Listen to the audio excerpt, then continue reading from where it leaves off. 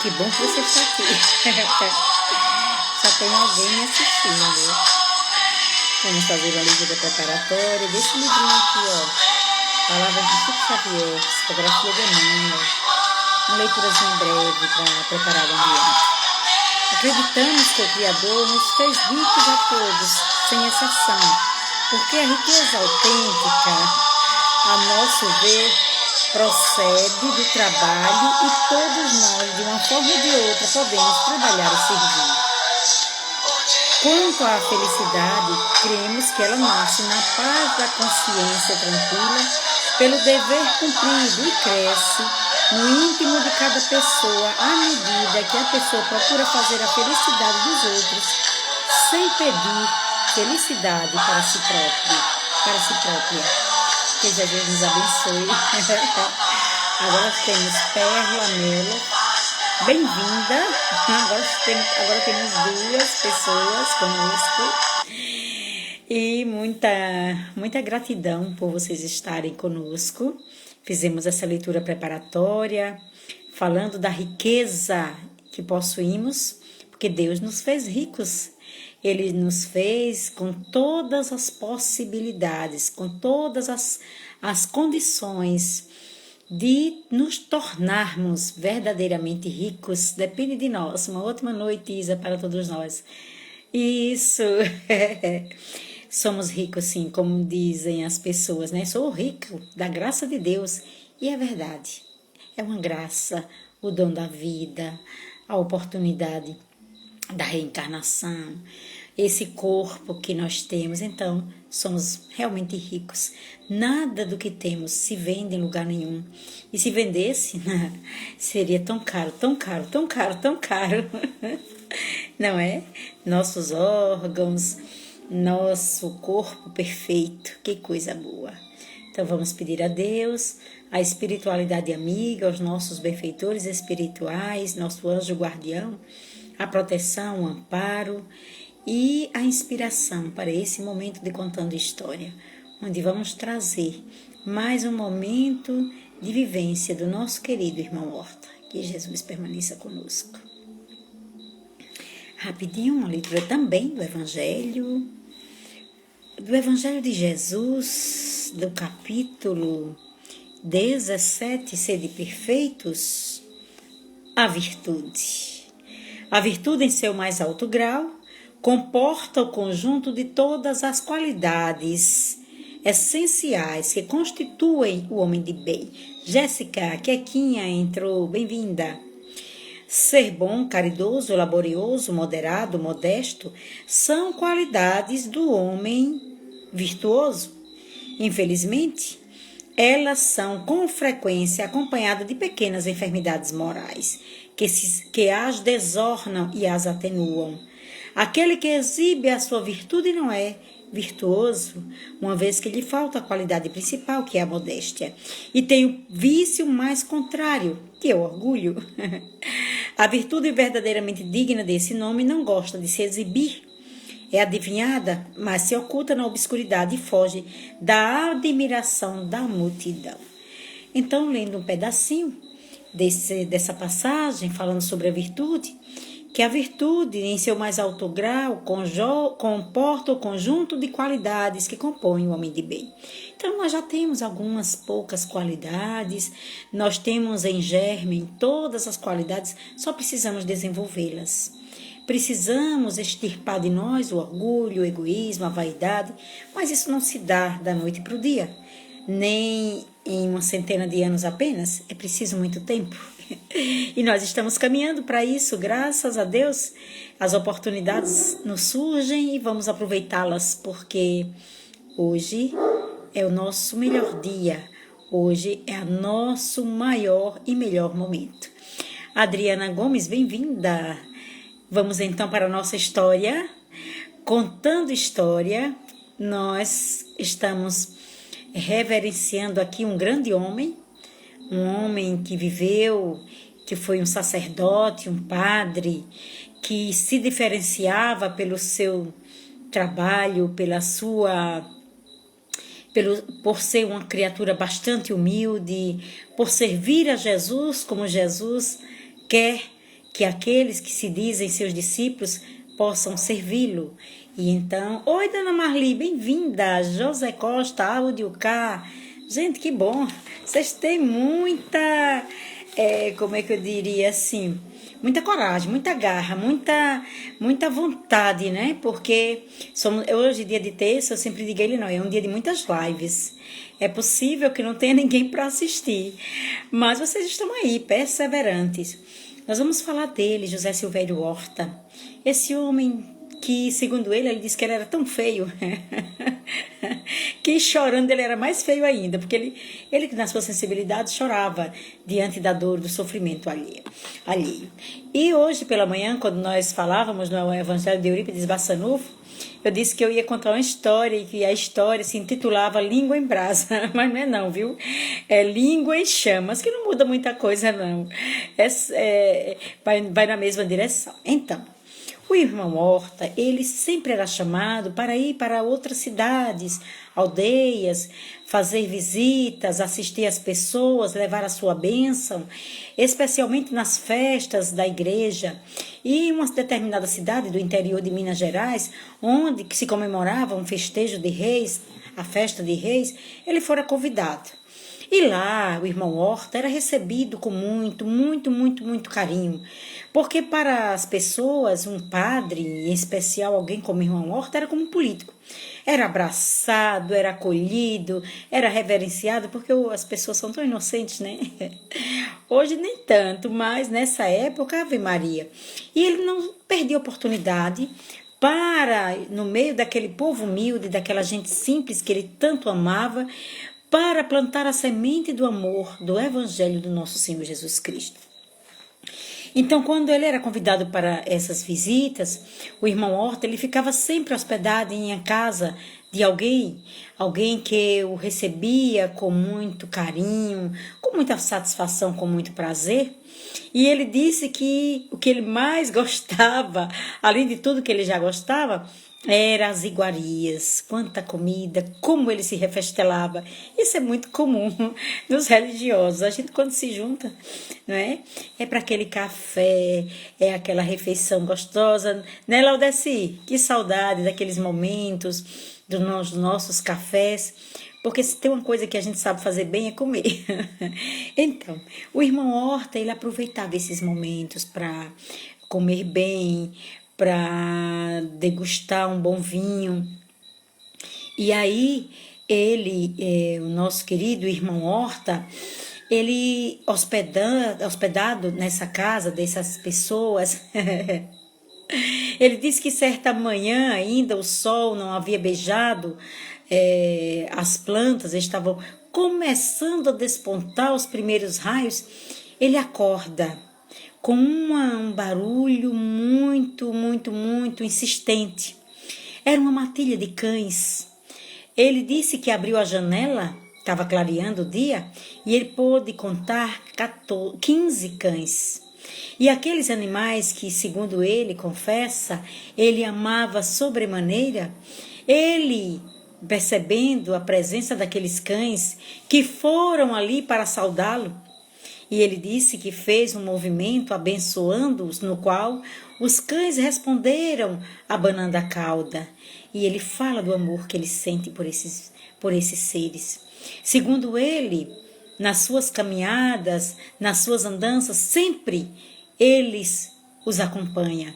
E quando o irmão Horta vai a essas festividades, a esses jantares fartos, ele confessa que muitas vezes coloca embaixo da batina pedaços de carne, restos de frango, para alimentar esses irmãos animais que ele tanto ama.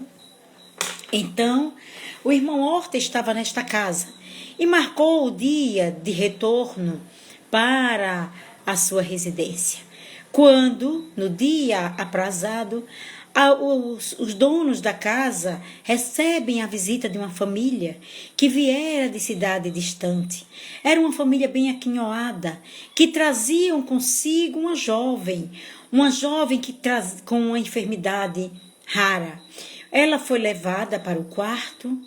O irmão Horta estava se organizando para ir embora, para voltar para casa, quando foi convidado a visitar a essa moça, porque, segundo ele conta, essa família foi até o irmão Horta, porque se falava na redondeza que o irmão Horta fazia milagre. E ele confessa, mas logo eu que não consigo, ninguém que possa curar a minha enxaqueca, quem sou eu para fazer milagre?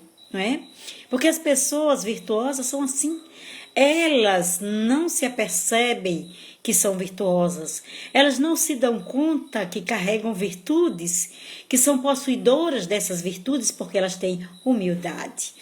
Vilma Leite Cruz, bem-vinda. Osana Carvalho, bem-vinda. Amy Drunes, bem-vinda. Lourdes Arcândido, que maravilha. Que boa, está aumentando aí a quantidade de pessoas. Então, essa família procura irmão Horta, porque foi avisado pelos donos da casa onde o irmão Horta estava hospedado, que o nosso querido e nobre sacerdote, José Silvério Horta, estava hospedado naquela casa e que ele era conhecido pelos milagres também, que também fazia. Muitas vezes, na sua humildade, por ele, embora ele não confessasse, mas muitas curas irmão Horta realizou. Então, irmão Horta foi solicitado que fosse até o quarto onde a moça já estava alojada, e a família o conduziu até lá, para que ele pudesse orar, para que ele pudesse rezar, para que ele pudesse abençoar aquela moça, que já havia sido levada para todos os médicos possíveis do Rio de Janeiro, a cidade mais evoluída nesse aspecto do Brasil na época, e sem nenhum resultado. Então, ao serem comunicados da presença do irmão Horta naquela residência, que por sinal era residência de amigos, eles se deslocaram para lá, levando a jovem enferma. O irmão Horta, ao adentrar o quarto, a jovem deitada sobre a cama, cujo rosto coberto deixava à mostra apenas o nariz e os olhos, o suficiente para que ele pudesse enxergar a rara beleza que aquela moça estampava no pouco do seu rosto que ela mostrava. Irmã Horta percebeu que a família pretendia deixá-lo a só com a moça, o que ele concordou. E todos saíram, ficando somente o irmão Horta com aquela jovem. E ele a cumprimentou. Ela simplesmente mexeu com a mão, não expressou nenhuma palavra, não gesticulou. E ele entendeu que ela não queria falar. Então ele olhou para ela e disse: eu vou rezar, e você? E tirou do bolso um crucifixo com a imagem de Jesus e mostrou para ela e disse: olha, vamos pedir a ele. Vamos orar e pedir a Jesus que interceda em seu favor perante o Pai. Porque eu não sou ninguém e não sou nada sem o Cristo do meu lado. E nesse momento é para ele que eu vou apelar. E fechou os seus olhos e começou a orar e solicitar a Jesus por aquela jovem que padecia de enfermidade, a qual ele ainda não sabia do que se tratava, porque ela estava com o rosto encoberto.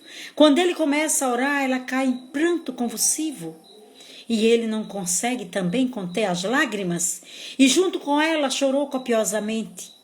Ao terminar aquele momento de catarse, a moça, o irmão Horta, percebe que a sua mão está sobre a cabeça da jovem, e ele continua orando e a mão desliza até aproximar-se da boca. E o irmão Horta sente um calor muito incomodativo, uma sensação de fogo muito forte em sua mão. Ele tirou a mão rapidamente, mas retornou com a oração, Continuando orando, retornou com a mão sobre a boca da moça, que estava coberta, e sentiu novamente aquele calor imenso. E ele perguntou para ela: você sente esse calor saindo da sua região, da sua boca, esse calor que eu estou sentindo? E ela balançou a cabeça, que sim. Ele disse: com muita frequência? Permanentemente? E ela respondeu que sim. Naquele instante, ela levantou a mão e puxou o lenço estampado que cobria o seu rosto. Ele quase desmaiou de susto. A moça tinha uma língua de um tamanho descomunal, pendurada para fora da boca, os dentes à mostra, uma visão horrível. E o irmão Horta sentou-se com aquela visão, e a sua tristeza e o seu se compadeceu ainda mais, e continuou orando, e orando, e orando, e a abençoou, e desejou a ela saúde, paz, tranquilidade, que Jesus a curasse, e saiu dali. E ele confessa que saiu dali admirado, saiu dali impressionado, não conseguia pensar em outra coisa. Aquela imagem que ele nunca havia visto, nada igual. Uma jovem de uma rara beleza, com aquela deformidade, com aquela enfermidade a qual nenhum médico, nem o melhor médico da cidade do Rio de Janeiro, conseguia descobrir o que era, nem tampouco amenizar a sua dor e o seu sofrimento. A prece do irmão Horta, as orações, a imposição das mãos involuntária, deu a ela um certo conforto, chegando depois, de alguns instantes, a travar um diálogo mudo. Através das conversas do irmão Horta, ela sorria com os olhos, ela expressava em seu semblante um alívio, um conforto, uma resignação, uma aceitação. O irmão Horta saiu dali, conversou com os parentes. Eles perceberam no semblante da jovem um certo alívio. Mas o irmão Horta foi para casa e aquela imagem não lhe saía da mente. E ele não conseguia pensar em outra coisa. O que teria feito aquela pobre moça para merecer tamanho sofrimento? Imaginava aquela linda jovem, casada, constituindo família, sendo uma boa mãe, quem sabe uma professora, uma boa mãe, uma boa esposa, trabalhando, servindo. Mas não, ela estava ali condenada. Não se sabe por quê, nem para quê. O que se sabia é que aquela enfermidade não tinha cura, não tinha nada que aliviasse a sua dor, exceto quando a família desesperada trazia benzedeiras, rezadeiras, pessoas que pudessem derramar um unguento, algo que aliviasse um pouco a dor que ela sentia há vários anos. E então, em sua casa, em si mesmado, o irmão Horta não conseguia conciliar o sono. Tomou xícara de chá, foi para o leito, e ali, depois de orar muito, rogando a Jesus que lhe esclarecesse: por que, Senhor, tanto sofrimento? Por que tanta dor? Por que aquela vida? Por que aquela jovem, naquele leito de dor, condenada àquele sofrimento atroz? O irmão Horta adormece. Sente seu corpo pesar. Sente, muito embora não estivesse completamente em sono profundo, ele podia perceber seu corpo, mas seus braços não se mexiam, suas pernas não se mexiam, sua boca não conseguia gesticular, muito embora ele estivesse consciente de tudo o que estava acontecendo. E ele pensava: o que é isso? Eu estou vivo, mas eu não consigo me mexer. Daí a pouco, ele entra em transe.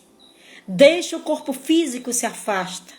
E diante dele aparece alguém que diz: Horta, você gostaria muito de saber o porquê daquela jovem estar vivendo dessa forma, sofrendo com aquela enfermidade tão cruel, tão horrível.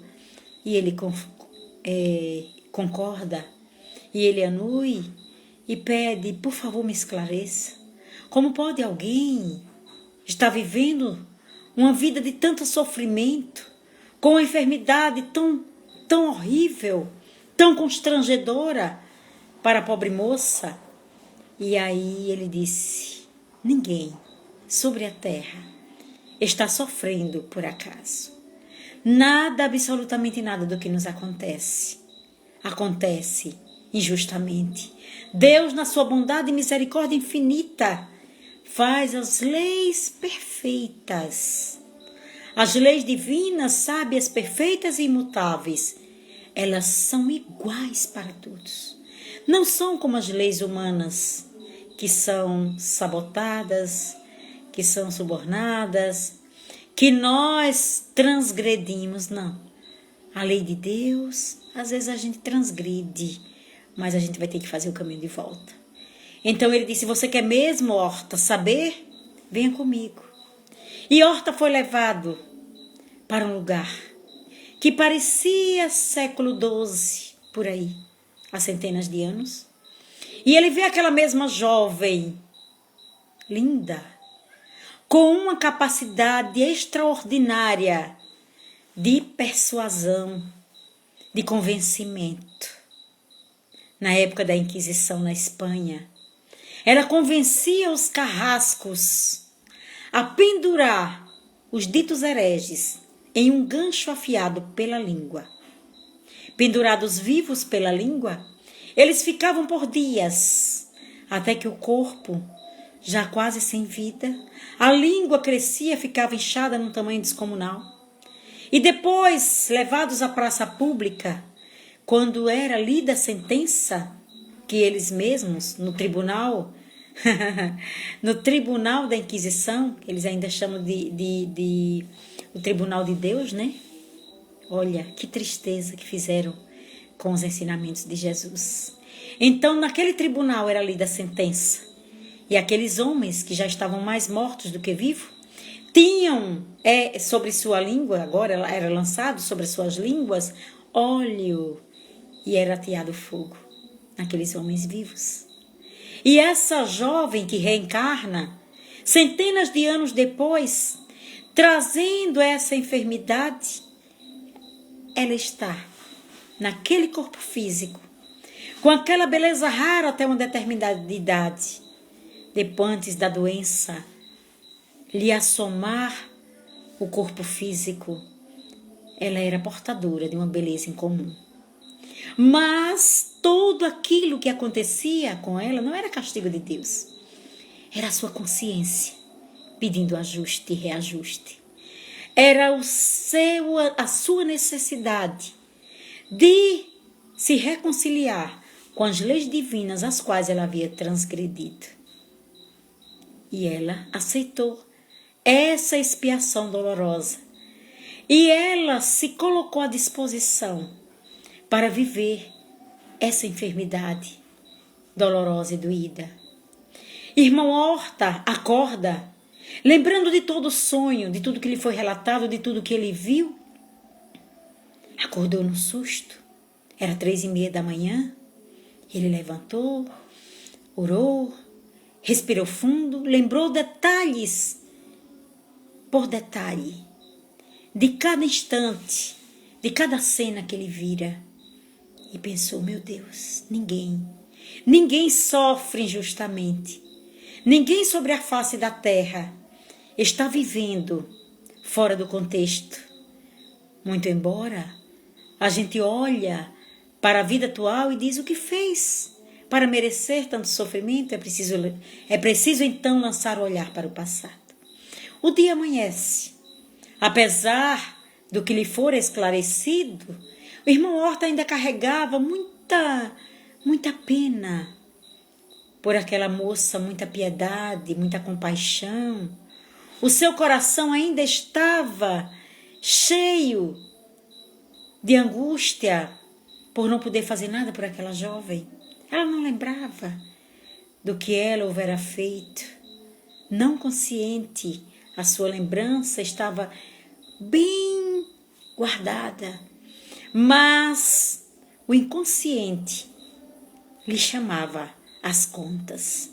E o irmão Horta dirigiu-se à igreja. E lá na igreja, não se conformando com a situação daquela jovem, ele começou a pensar: Senhor, quão dolorosa é a dor daquela criatura. Como eu gostaria de vê-la aliviada. Como eu gostaria de passar, de sentir o que ela sente. De passar pelo menos 3 dias carregando aquela dor daquela jovem para saber o que ela sente. Porque é muito fácil se apiedar. Difícil é saber o que a pessoa sente. Naquele instante, o irmão Horta foi tomado de um torpor. Ele sentiu seu corpo adormecer. Ele sentiu uma sensação de transe, coisa comum na vida daquele homem, que era dotado de muita sensibilidade mediúnica.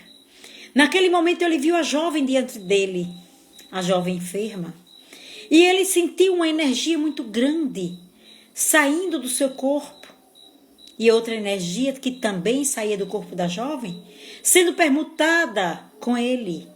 E ele sentiu a língua dentro da boca dele crescer e aumentar e crescer de uma forma que ele começou a sufocar. Mas ele estava consciente, embora em transe. E daqui a pouco ele acordou, despertou do transe. E a sua boca parecia que dela saía chamas de fogo. E ele saiu dali com aquela sensação de inchaço imenso em sua língua, sem caber na boca, com aquele fogo que lhe saía de dentro para fora. Ele foi para casa, acabrunhado, calado. As pessoas cruzavam com ele, olhava, e ele parado, pensando: e se elas falarem comigo? Eu não tenho condições de responder. Foi o que aconteceu. As pessoas cumprimentavam, ele acenava com a cabeça, dava com a mão, abençoava.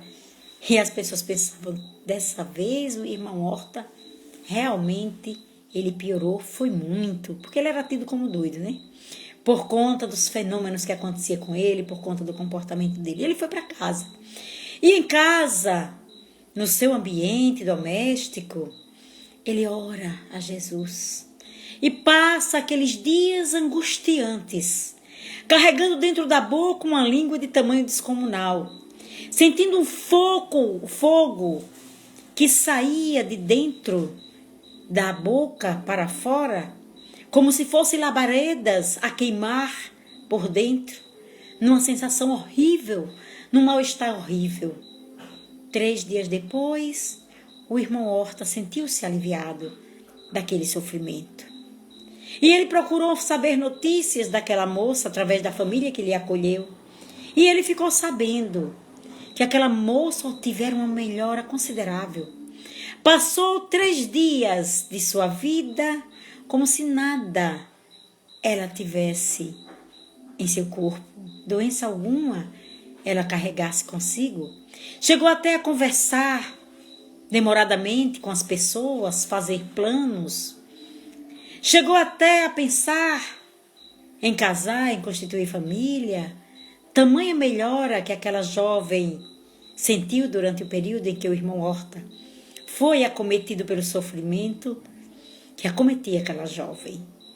Por aquele momento em que o irmão Horta quis sentir a dor do outro, quis usar de empatia, de fato. Mas vida amarga, ou melhor dizendo, vida feliz, ação e reação, lei de amor, não é? Causa e consequência. A jovem voltou a sentir os mesmos sintomas. Voltou a sentir as mesmas dores. Voltou a sentir o mesmo calor da língua em chamas. E continuou a sua trajetória. No seu cadinho de dor, resgatando um passado de erros. Um passado onde, através do seu poder, dos seus talentos, ela utilizou da pior forma. levando muitas criaturas à morte dolorosa, naquele trabalho que ela fez junto aos carrascos. Ninguém na sua trajetória evolutiva foge aos desígnios das leis divinas. Por isso, façamos aquilo que Ele nos convida a fazer. Vamos fazer o bem, porque o bem é bem para quem faz bem. E não deixemos para trás. E não deixemos passar batido a oportunidade de servir, de amar, de colaborar com a causa de Jesus. Vamos no Setembro Amarelo, aliviar a dor do nosso irmão. Vamos levar um ombro amigo, uma palavra de conforto, um sorriso, o nosso acolhimento, o nosso olhar de serenidade, de compaixão, sem a rispidez, sem fazer com que o irmão se sinta a pior das criaturas. Vamos amar, porque o convite é esse, amarmos-nos uns aos outros como Jesus nos amou. Muito obrigada a todos. Nós queremos encerrar agradecendo a Deus e dizendo muito, muito, muito obrigada, Senhor, por tantas bênçãos. Muito obrigada aos amigos espirituais que nos assistem. Muito obrigada a vocês que aí do outro lado pacientemente escutaram a nossa fala. Muito obrigada, a bondade de Deus que se derrama sobre todas as criaturas, que não escolhe para beneficiar, todos somos beneficiados pelo amor de Deus.